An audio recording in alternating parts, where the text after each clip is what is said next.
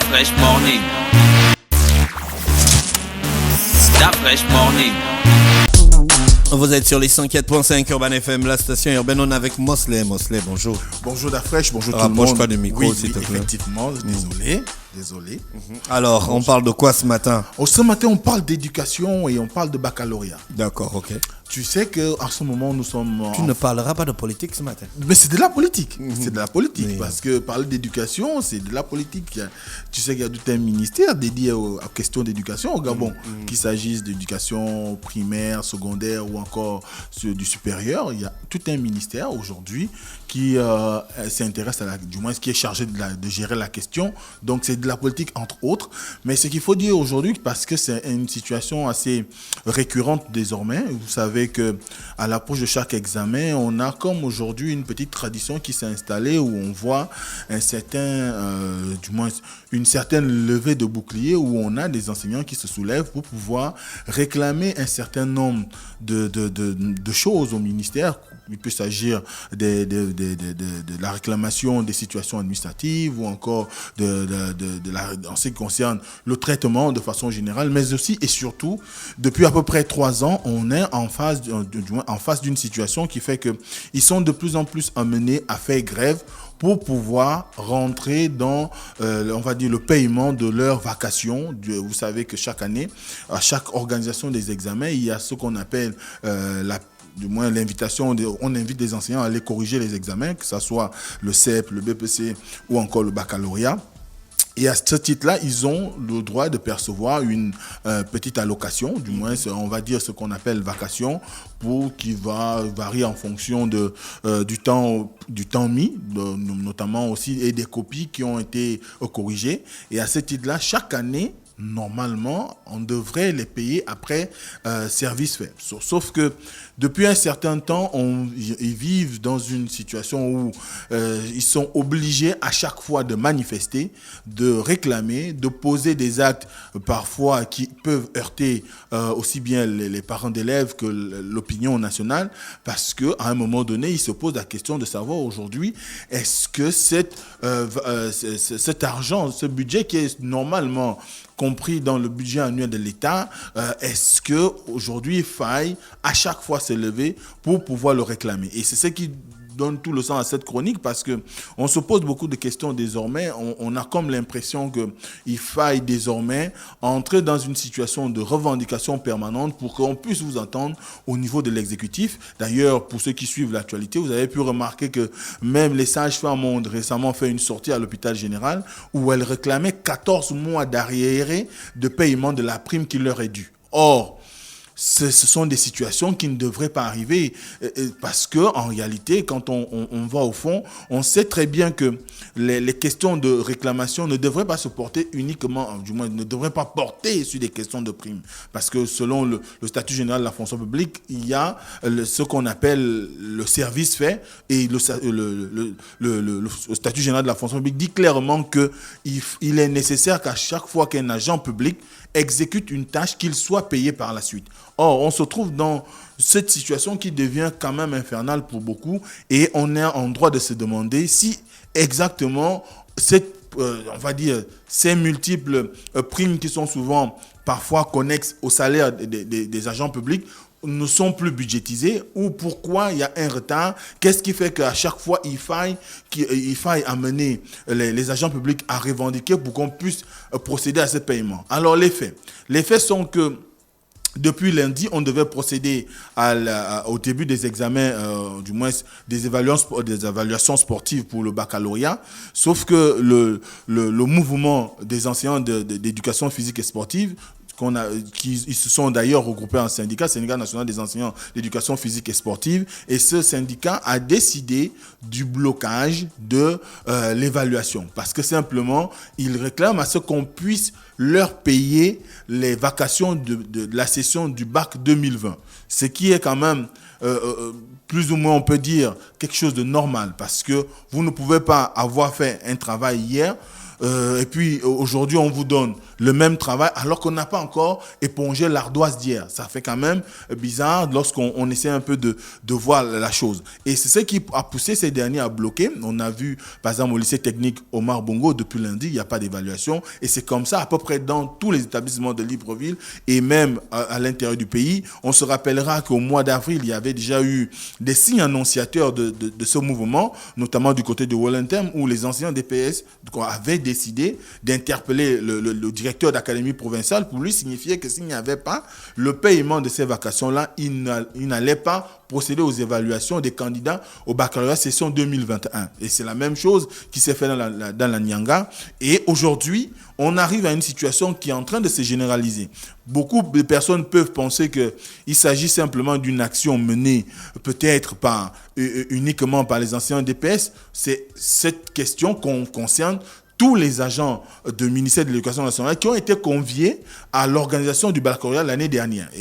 Et aujourd'hui, tous sont en voie de s'inscrire dans la même logique que les enseignants DPS. Et depuis 3 ans, c'est ce qui arrive, c'est que depuis 3 ans, on arrive à des situations où quand on est à l'approche, du moins quand on est pratiquement plein pied dans l'organisation, le début des épreuves pratiques, eh bien, on arrive à des situations où les enseignants DPS vont se mettre pratiquement comme des moutons dédiés au sacrifice pour pouvoir faire en sorte que le ministère pense à réclamer auprès du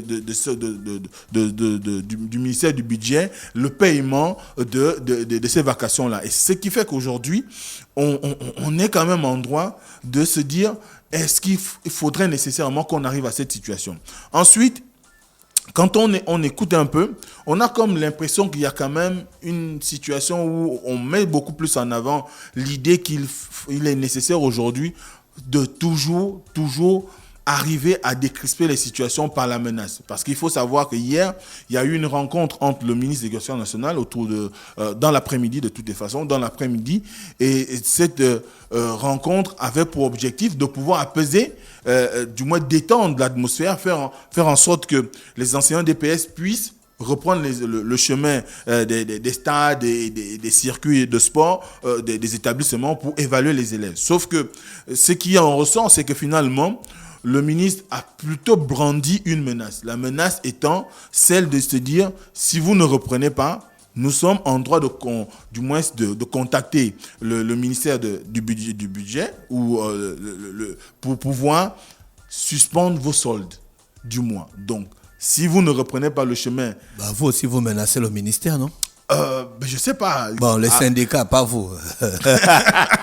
Je voulais dire les enseignants, les syndicats, eux aussi menacent le ministère. Mais les syndicats se retrouvent dans une situation où quand même, ils sont en droit de pouvoir... Le ministère aussi se retrouve dans une situation où il est en droit de dire que si vous ne travaillez pas alors que vous avez décidé vous êtes des employés de la fonction publique, oui. On dit quoi, que le fonctionnaire a l'obligation d'exercer partout où on l'envoie.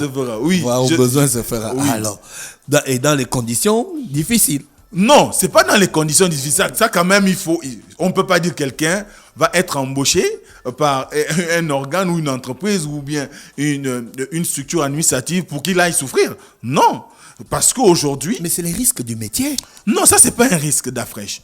Ça c'est pas un risque. Les vacations sont budgétisées. Et c'est un grand problème parce que... budgétiser ne veut pas dire qu'il y a l'argent, c'est une prévision. Oui, c'est une prévision, mais une prévision qui ne peut pas s'échelonner sur 2 ans, quand même. Mais s'il n'y a pas le pognon, on fait comment? Les vacations qu'ils réclament, ce sont des vacations qui ont été budgétisées pour l'exercice 2020.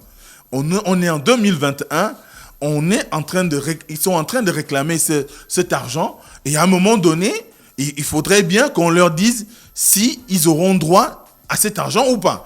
Et pourquoi aujourd'hui on les oblige à aller, du moins on les amène à nouveau à aller faire des évaluations alors qu'on n'a pas réglé le passif. Parce que ça devient comme le serpent qui se mord la queue, c'est-à-dire que... Mais c'est des problèmes qui existent depuis le problème des vacations. Mais ça ne finit par vous si vous ne pouvez pas réfléchir pour trouver une solution idoine, les enseignants. Attention, il faut savoir que depuis de nombreuses années, le syndicat de l'éducation nationale, qui est le Sénat, dirigé par Fridolin Mvemessa, a proposé à maintes reprises, tout comme la CONACYCL, la centrale syndicale d'un certain nombre de syndicats de l'éducation, qui avait également proposé à ce qu'on puisse désormais payer les enseignants après service fait, c'est-à-dire tu es allé au bac ou au BPC.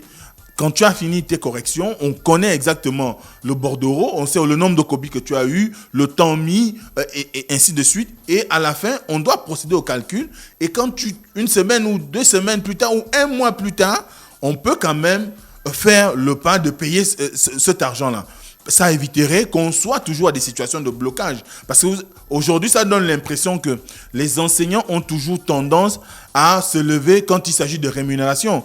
Or, ce qui se passe réellement, c'est qu'aujourd'hui, cette question du non-paiement ou du fait qu'on passe une année entière avant de se rendre compte qu'on n'a pas payé les vacations de la session précédente des examens, eh bien, ça dénote aussi de la situation qui est celle de l'éducation aujourd'hui au Gabon. Vous avez un certain nombre de revendications qui sont engagées auprès du ministère, mais qui ne trouvent pas d'écho. On a par exemple depuis pratiquement 3 ou 4 ans, depuis le gel des recrutements de la fonction publique et tout le reste, par exemple, le concours interne à l'ENS n'est pas ouvert. Donc, aussi bien à l'ENS qu'à l'ENSET, c'est-à-dire que les enseignants qui sont déjà engagés sur le terrain, qui aimeraient, par exemple, pour ceux qui ont le CAPC ou le CAPES, passer le concours pour aller en CAPES ou encore pour aller au statut, pour passer le concours pour être conseiller pédagogique ou inspecteur, eh bien, ces derniers ne peuvent plus le faire parce que depuis pratiquement 4 ans, il n'y a rien. Ensuite, il y a le fait que c'est le même problème qu'on rencontre partout. Nous sommes en situation, d'ailleurs c'est depuis 2 ans, en situation de pandémie.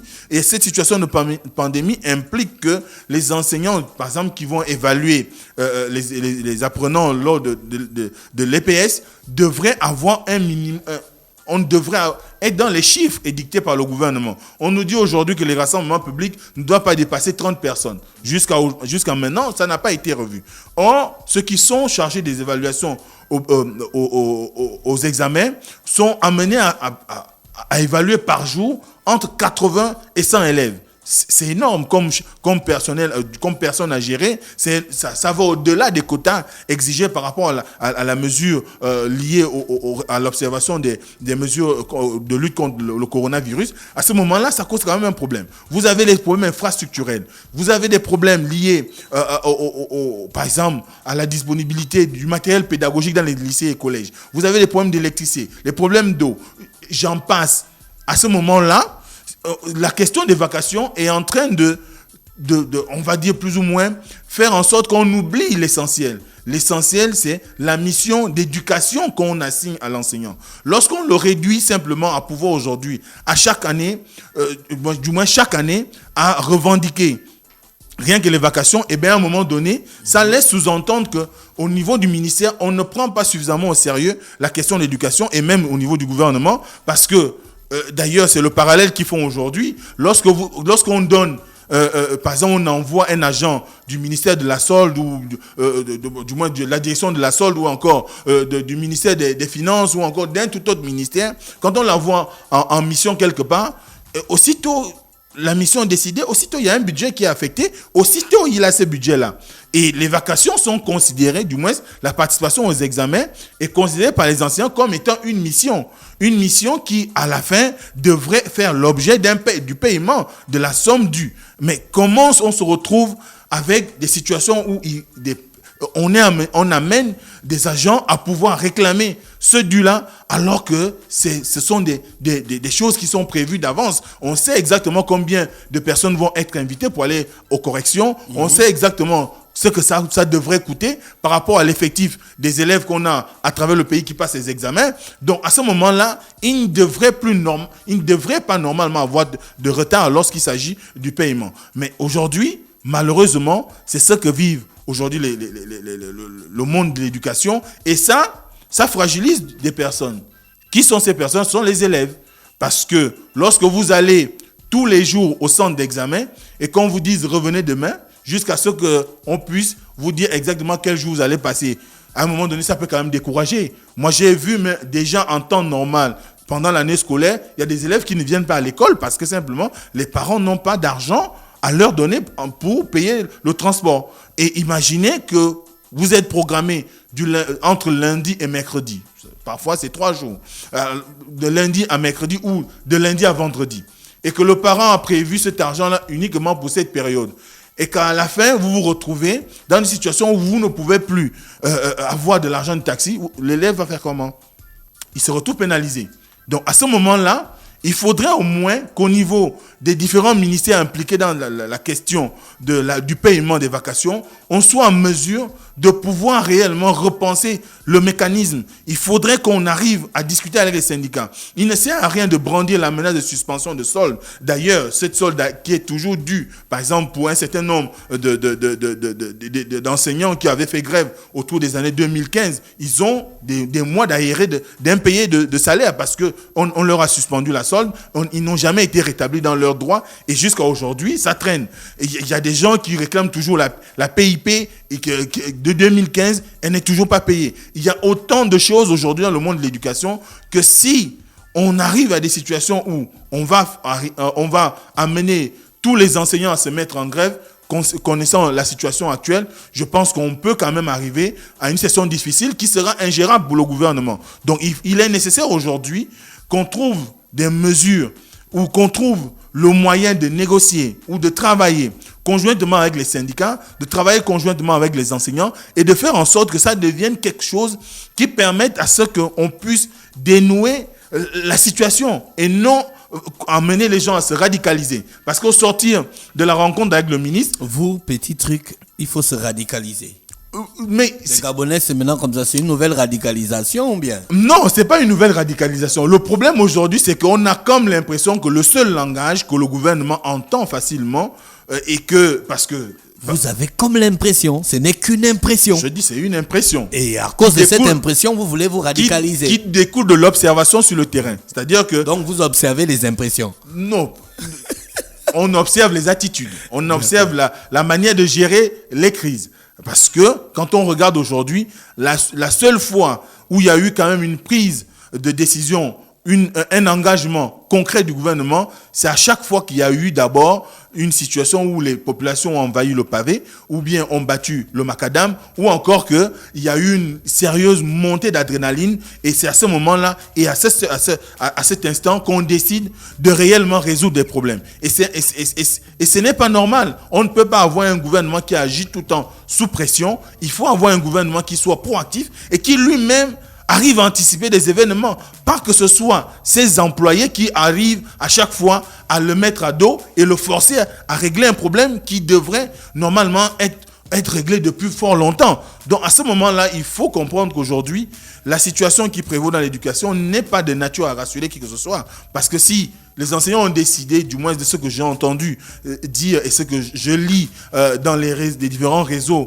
des enseignants qui ont été appelés aux examens l'année dernière, ce qui se passe, c'est que tant qu'il n'y a pas de paiement de ces vacations-là, aucun d'eux n'ira procéder aux évaluations. Donc ça aussi, ça va encore une nouvelle fois bouleverser totalement le calendrier qui avait été prévu pour l'organisation du baccalauréat, tout comme déjà, on sait que cette fin d'année, elle-même, elle a été bouleversée parce qu'il y a eu un certain nombre de communications qui ont été faites au niveau des établissements. Dernièrement, le secrétaire général a fait une note pour dire quelle serait désormais la démarche à suivre pour la fin de l'année. Et là, ces mouvements de grève des enseignants DPS qui va certainement arriver à toucher tout le monde, du moins tous ceux qui ont participé aux examens, pourrait faire en sorte que, au lieu que les examens se passent au mois de juillet, ça pourrait aller au mois d'août. Et à ce moment-là, c'est beaucoup de travail, du moins, c'est beaucoup de temps à perdre pour les élèves qui sont déjà suffisamment fatigués, parce que nous, pour ceux qui vont dans les salles de classe, on va observer qu'aujourd'hui, les élèves, beaucoup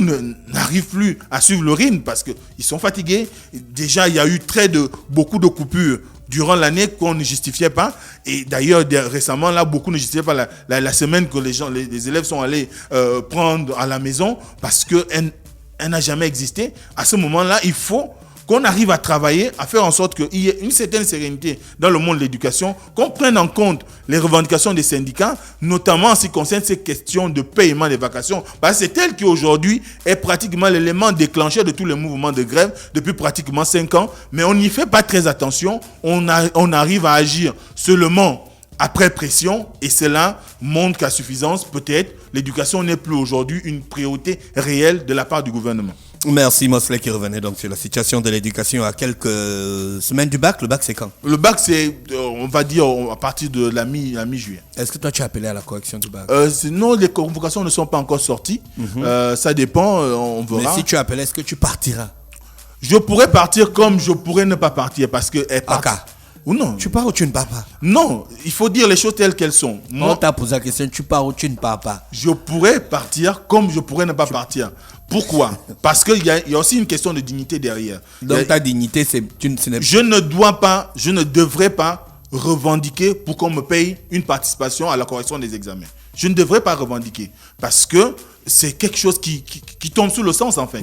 Ensuite, il y a le fait que participer aux examens, c'est vrai, ça te permet d'être en relation avec des inspecteurs, ça te permet d'être en relation avec des collègues, ça te permet aussi de savoir quelles sont aujourd'hui les nouvelles formulations en termes de notation. Parce que c'est aux examens qu'on découvre souvent s'il y a eu modification des grilles de correction, s'il y a eu de nouvelles avancées en termes d'évaluation des élèves. Et cela nous permet dans les salles de classe de rectifier le tir concernant aujourd'hui les évaluations. Mais ce qui est sûr aujourd'hui, beaucoup d'enseignants sont dans ma position, c'est-à-dire que tant qu'il n'y a pas d'obligation pénalisante à participer à l'examen, on peut choisir clairement de ne pas partir.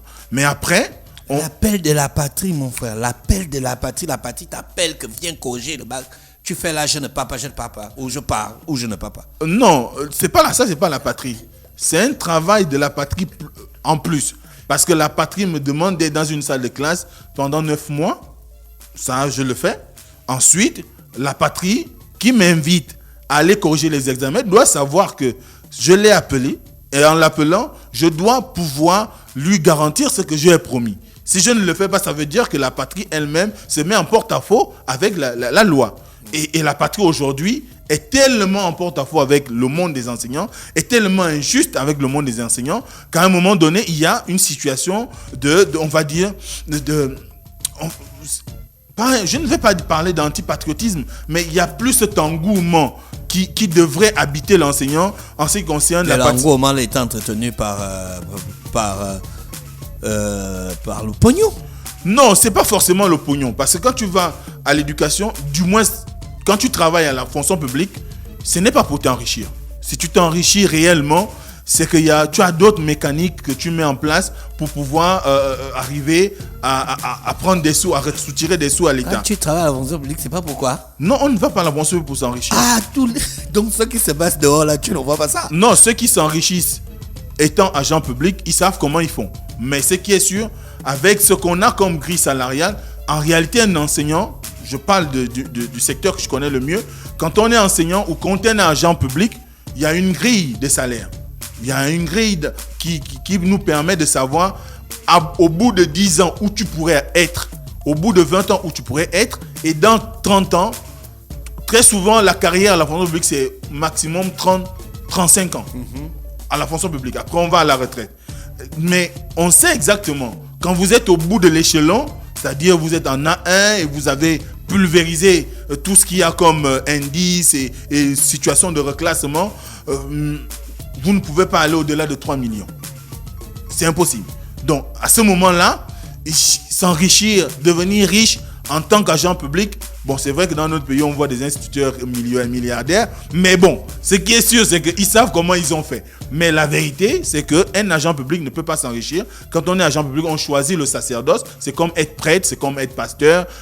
Donc, l'ambition, c'est de servir les autres, c'est d'apporter sa pierre à la construction du pays, c'est d'être au service, comme on dit souvent les ministres. Le ministre, en réalité, c'est quelqu'un qui est au service du grand nombre. Donc, on est pareil. On sert la population, on sert l'avenir du pays en tant qu'enseignant. Et à ce moment-là, la richesse, c'est pas forcément ce qui vient en plus. Et c'est d'ailleurs la raison pour laquelle vous verrez qu'il y a plus de ténacité à revendiquer ces primes-là. Parce que ces primes, parfois, donnent de la respiration aux enseignants. Quand vous participez, par exemple, en tant que membre du secrétariat, vous avez à peu près 2 millions, 1,5 million, 2 millions en termes de vacations. Quand vous êtes à la correction, il y a certains qui vont entre 150 000, 300 000. Ça leur permet de préparer un certain nombre de choses, notamment la rentrée scolaire, ou bien quand on paye en début d'année scolaire, ou bien pour préparer les vacances. Donc, c'est autant de situations qui font que quand cet argent ne vient pas, à un moment donné, c'est frustrant. Parce qu'on se dit, j'ai travaillé, pourquoi on ne me récompense pas? J'ai pas été payé. Voilà, j'ai pas été payé, pourquoi on ne me récompense pas? Merci Mosley sur les 104.5 Urban FM, la station urbaine dans Luda Fresh Morning. Vous êtes sur les 104.5 Urban FM, la station urbaine. Mosley m'a pris la tête ce matin. On va retrouver René Ruth pour l'horoscope des auditeurs. Rappelez qu'on se retrouve demain lorsqu'il sera exactement 7h pour Luda Fresh Morning en mode old school. René Ruth, bonjour. Stop Fresh Morning.